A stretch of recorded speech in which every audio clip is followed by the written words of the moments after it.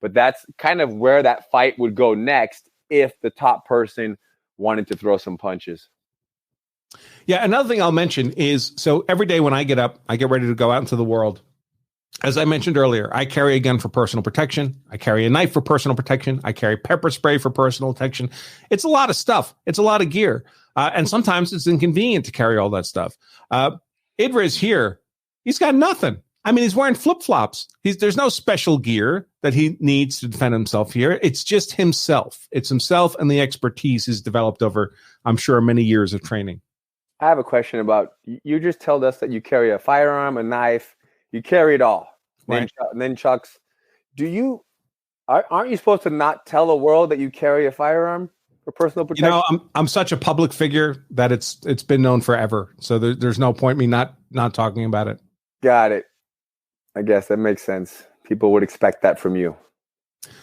Now I have a question. In terms of Idris being a black belt, do you have to give a disclaimer? This whole idea of registering your body, like you're a lethal weapon if you're a black belt. This is something that people always ask me about. And I'm always like, listen, I might be a lethal weapon, but I'm not going to hurt the person in 9 out of 9 cases. Like, it's very rare that I'm going to use excessive force and hurt them. So I don't feel the need to give this disclaimer. Hey, just so you know, I'm a black belt. Don't come any closer. Are these things is there any truth to these? No, there isn't. You're not. First of all, you're not required to give any kind of verbal warning at all. That's not a requirement for lawful self-defense. I would actually, I think there's disadvantages, frankly, to telling someone else that you're a black belt, because that may induce them to escalate their own use of force.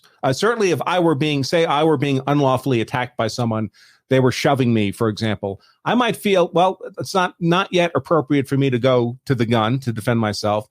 But if they were closing on me and I knew they were a black belt in Brazilian Jiu-Jitsu, I'm going to the gun because I can't defend myself against that person without the use of a defensive weapon. So same goes for registering. I don't have to go register myself with the city. No. So I don't know where people started saying that. It's ridiculous. There's absolutely no such requirement. Maybe it's a Hollywood thing. Now I will say, sometimes people ask me, hey, if I develop a high skill in martial arts, can that be used against me in court?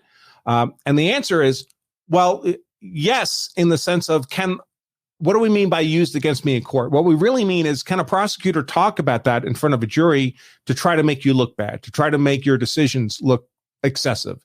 The answer is, yeah, you're going to be judged by the level of expertise you actually have. If you have a black belt in jiu-jitsu, you're going to be judged differently than someone who has no particular fighting abilities. If Idrid here had decided, hey, I've got this guy in this position, but I'm just going to armbar him and break his elbow because I feel like it. Well, maybe someone might break another person's elbow in panicked self-defense. They don't really know what they're doing, and they just suddenly find they have the opportunity and did it. Clearly, that would not be necessary here.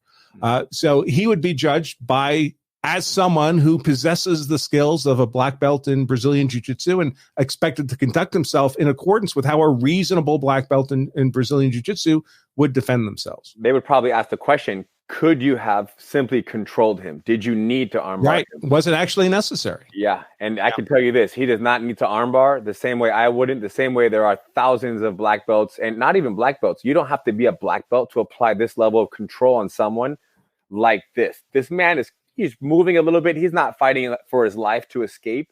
And that's something that people need to know, is that how much jiu-jitsu is necessary to keep yourself safe. It's not 9 years or how much jiu-jitsu you need to control somebody until help arrives. Same thing. You can learn this in 6 months, a year, 2 years, which is very refreshing, because if it takes 9 years, right, to reach a level of proficiency in jiu-jitsu to defend yourself, no one's going to want to learn jiu-jitsu. No, that's right. If you can learn it in 8 months, sign me up. In fact, that's why so many people instead they go for things like a concealed carry permit, because you can take a 1-day class, get that concealed carry permit, and the law says you can walk around in public with a gun under your jacket now. And I can tell you, I've taught hundreds of concealed carry permit classes because I've been a firearms instructor before. 1-day class, you're not competent to shoot that gun. I'm not saying you shouldn't have it. I mean, I believe there's a Second Amendment right to have guns to defend yourself. But don't fool yourself and think that you have any particular expertise in firing a gun with a 1-day class. It's ridiculous. Any more than you could play the piano or a guitar or ride a motorcycle competently, or anything that requires any degree of skill with 1 day of training. That's not how that works. But 8 months of firearm training. Get pretty darn good. You spread 8 months out, you do a month or you do like a weekend class, every month for 8 months, let's say.